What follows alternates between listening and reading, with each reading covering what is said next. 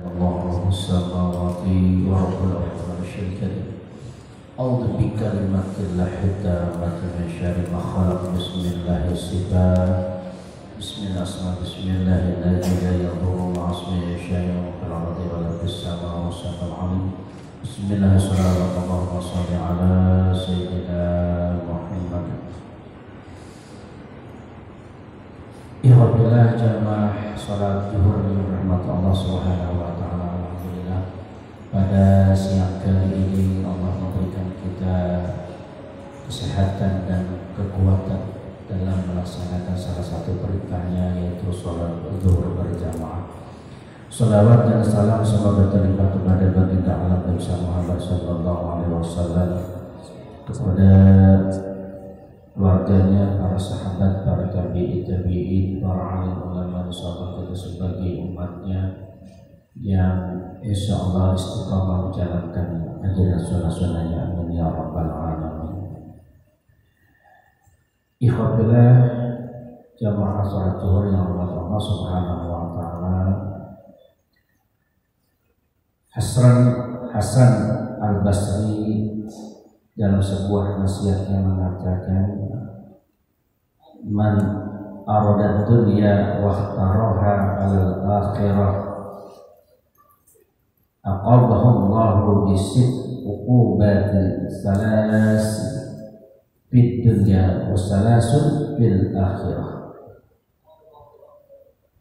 Sang Basri ini adalah ulama generasi tabi'in ya terdahulu. Ya. Apa kata beliau? Barang siapa yang menjadikan dunia sebagai tujuan hidupnya dan dia memilihnya dengan meninggalkan akhirat, maka Allah memberi siksa kepadanya dengan 6 macam siksa. Ya. Ada 6 macam siksa, yaitu 3 macam di dunia dan 3 macam siksa di akhirat. Apa yang 3 dari siksa di dunia? Allati hiya fid dunya fa'amalu laysa lahu muntaha. Jadi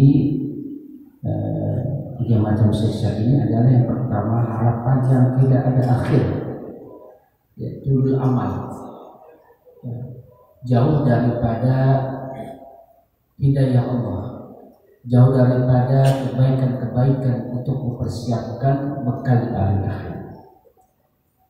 Jadi orang yang dia memilih dunia daripada akhirat, dia tidak bisa melakukan sebuah balance dalam kehidupannya, maka kata beliau Allah akan mensiksa dengan siksa di dunia dan siksa di akhirat. Jadi itu ya, harapan yang tidak ada akhir terus ya. Punya sesuatu yang sudah Allah anugerahkan dengan limpah rezeki, ingin terus bertambah, dikasih lagi terus ingin bertambah. Jadi tidak ada akhir harapan ya.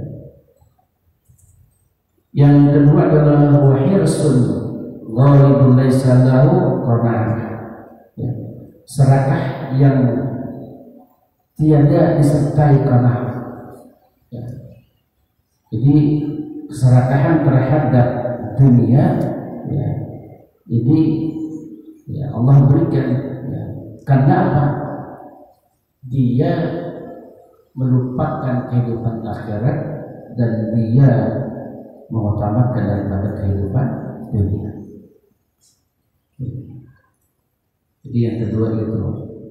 Yang ketiga, wa akhadha minhu halawatal ibadati, menjadikan harta sebagai kenikmatan dalam beribadah. Ya. Jadi hartanya dijadikan sebuah kenikmatan dalam beribadah. Tatkala hartanya diambil, ya, maka hilanglah kenikmatan-kenikmatannya. Jadi ini orang yang dia hatinya itu memilih kecenderungan untuk kepada dunia. Ya. Kemudian yang 3 macam siksa di akhirat apa? Ya. Allati hiya fil akhirah. Ya. Jadi banyak kesulitan di hari kiamat. Ya. Nanti akan menemukan kesulitan-kesulitan yang mungkin. Ya. Allati hiya fil akhirati wa hawlul yaumil qiyamah. Jadi akan mendapatkan kesulitan yang hebat. Ya. Wal hisabu syadid. Apalagi ya. Dia dihisab dengan hisaban yang sangat menyusahkan. Makanya kalau orang yang dalam kubur dia mendapatkan sebuah kenikmatan roddah min riyadil jannah, bagaikan ya, ada di taman-taman surga Allah Subhanahu wa taala, maka hisab berikutnya itu akan lebih ringan. Ya. Ya. Jadi gambarannya kalau dalam kubur sudah mendapatkan nikmatan, insya Allah hisab berikutnya akan menjadi lebih. Tetapi tatkala di kubur sudah mendapatkan kesulitan, maka bisa jadi hisab berikutnya yaumil mizan, ya. Nanti itu akan lebih sulit. Ya. Kata Nabi, innal qabra awwal manazilil akhirah, fa inna jabinhu fama ba'dahu aisaru minhu. Ya, sesungguhnya kubur itu adalah tempat yang pertama dari tempat-tempat yang ada di akhirat. Apabila seorang selamat dari siksa kubur, maka pada tempat sesudahnya dia pun akan selamat. Ini kata baginda Rasulullah SAW. Wa illam yanju minhu fama ba'dahu asyaddu minhu. Apabila ia tidak selamat dari siksa kubur, maka pada tempat-tempat berikutnya lebih berat lagi siksanya daripada siksa kubur. Ya.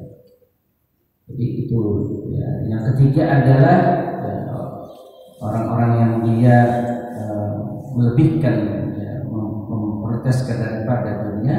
Yang ketiga adalah wal hasratu tawilah. Ya. Jadi kesedihan yang sangat berkepanjangan. Ya. Tidak ada akhir ya, kehidupan di akhirat nanti. Ya. Kalau dia selamat, ya, maka kebahagiaan itu akan selama-lamanya dia dapatkan. Tapi kalau dia celaka, maka dan dia pun akan abadi di dalam kesengsaraan di yaumil akhir. Ya. Tapi bagi orang-orang yang beriman, ya, tapi dia melakukan dosa, ya, dia harus mampir dulu tuh di neraka. Ya, setelah diproses, dicuci, ya baru Allah masukkan di dalam surga Allah Subhanahu wa taala. Makalah berikutnya Ahnaf bin Qais ya, berkata dalam sebuah makalahnya, la rahata lil husud, ya, la rahata lil hasudi, wa la muru'ata lil kajubi. Ya, tidak ada kesenangan bagi orang-orang yang hasud dan tidak ada malu bagi pendusta. Ya. Ini orang-orang yang hasad, yaitu hasad itu artinya ya karahiyatu ni'matil ghair, benci terhadap kenikmatan yang ada pada diri orang lain. Ya. Tatkala orang lain mendapatkan kenikmatan, itu hatinya itu mudah gelisah. Ya. Tetangganya, entah itu temannya, tatkala mendapatkan kenikmatan, maka dia menjadi tidak nyaman, ya, bahkan ingin melenyapkan daripada kenikmatan orang lain, ya, mengharapkan hilangnya kenikmatan orang lain. Tamani jawali ni'matil ghair. Jadi kalau bisa orang lain tidak mendapatkan kenikmatan, itu namanya hasad. Ya. Kemudian ya, tidak ada malu bagi seorang pendusta. Orang yang suka berbohong itu dimanapun, ya, di rumah, ya, di lingkungan, di tempat kerja, dia tidak malu untuk berdusta. Ya. Karena apa? Emang hatinya sudah ditutupi oleh noda. Ya. Jadi tak beliau ini menurut Ahnaf bin Qais, ya, orang yang hasad itu ya tidak ada sesuatu yang sangat menyenangkan bagi dirinya, tetapi bagi orang-orang berdusta itu, yaitu orang-orang yang senantiasa dia tidak mempunyai malu di hadapan Allah maupun di hadapan manusia. Wala khilata lil bakhil wala waba'a lil muluk. Ya, tidak ada jalan ya bagi orang-orang yang kikir. Ya. Tidak ada kematian bagi seorang raja. Ya, artinya orang-orang yang kikir itu ya dia tidak mempunyai jalan. Ya. Tapi biasanya orang kikir itu benci juga dengan orang kikir. Orang baik sesama orang baik itu benci juga terhadap orang baik. Padahal satu sifat. Ya. Makanya kata beliau itu tidak ada jalan bagi orang-orang yang bahaya. Ya. Dan tidak ada jalan dari kematian bagi raja. Artinya orang yang menguasai atau berkuasa dikasih amanah sebagai sultan, sebagai pemimpin, ya artinya kalau dia tidak amanah maka seolah-olah dia tidak ada kematian, ya, tidak ada kematian. Ya, inginnya terus berkuasa, inginnya terus dia melakukan target-target capaian-capaian. Dan ini menurutnya tidak ada kehormatan bagi orang-orang yang jelek budi pekertinya. Ya. Wala sudada sayyi khulqi. Ya. Jadi tidak ada kehormatan orang kalau yang akhlaknya buruk. Itu tidak ada kehormatan ya bagi dirinya. Ya. Kemudian wala rada ridha'illahi ya. Dan tidak ada yang dapat menolak qada Allah Subhanahu wa ta'ala. Ya. Makanya sebelum din ya, agama itu ditanamkan tentang kita bagaimana mengenal Allah. Secara syariat kita diajari tentang berbagai fikih dari berbagai mazhab. Ya. Kemudian naik lagi kepada tasawuf. Ya. Makanya akhlak itu harus didahulukan. Ya. Orang berilmu kalau akhlaknya buruk maka masyarakat tidak akan melihat ya, setinggi apapun ilmunya kalau akhlaknya buruk. Ya. Jadi yang paling didahulukan adalah akhlak. Ya. Dan ini menjadi sebuah pembelajaran bagi kita, mudah-mudahan kita dapat menerapkan ya, bagaimana baginda Rasulullah Sallallahu Alaihi Wasallam dia khuluqul azim, mempunyai akhlak yang agung. Ya, sehingga jangankan dengan orang-orang seiman, ya, dengan orang-orang yang berbeda akidah pun tetap akhlak itu dijaga. Ya. Bagaimana ada seorang Yahudi ya, yang setiap hari mencaci beliau, ya, memaki beliau di tengah pasar, di tengah kerumunan orang banyak. Tetapi baginda Rasulullah SAW setiap pagi dan sore memberikan makanan, bahkan karena ini adalah seorang yang tua renta, ya, makanan itu dilembutkan dulu oleh baginda Rasulullah. Ya. Jadi kalau misalnya dia agak keras, itu dilembutkan dulu makanannya, ya, biar si Yahudi ini, Sinanya ini, ya, mengunyahnya dengan ya. Jadi setiap pagi oleh Rasulullah. Padahal kerjaannya di Yahudi ini setiap hari mencaci ya, di tengah pasar, di tengah kerumunan orang banyak. Muhammad itu pendusta, Muhammad itu penyihir, Muhammad itu pembohong. Orang-orang melihat. Tetapi hebatnya akhlak baginda Rasul, setiap pagi dia datang menyuapi, sore harinya datang kembali untuk menyuapi. Ya, maka tatkala Abu Bakar bertanya kepada Aisyah setelah baginda Rasul wafat, apa amalan baginda Rasul yang belum aku lakukan?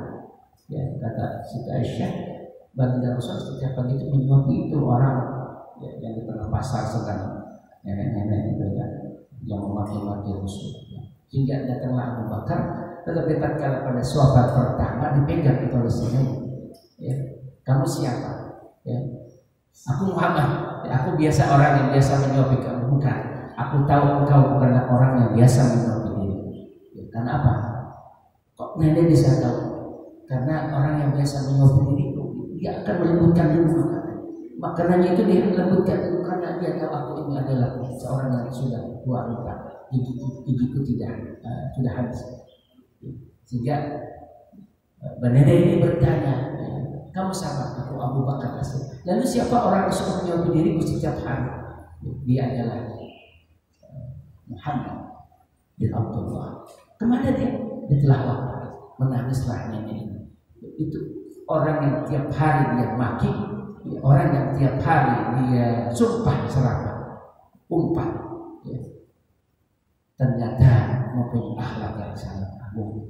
Akhirnya ya nenek ini masuk ke dalam api, ya, menyatakan Islamnya depan kita. Jadi itu mungkin yang dapat saya sampaikan pada kesempatan siang hari ini. Mudah-mudahan Allah mendapatkan kepada kita ilmu yang bermanfaat, ya, kemudian juga Allah menemukan keimanan keislaman kita dan kita berproses untuk menjadi orang yang khulqul fadil bil akhlaq di sisi Allah Subhanahu wa taala. Para majelis subhanallah wa bihamdihi asyhadu an la ilaha illa anta astaghfiruka wa atubu ilaik. Assalamualaikum warahmatullahi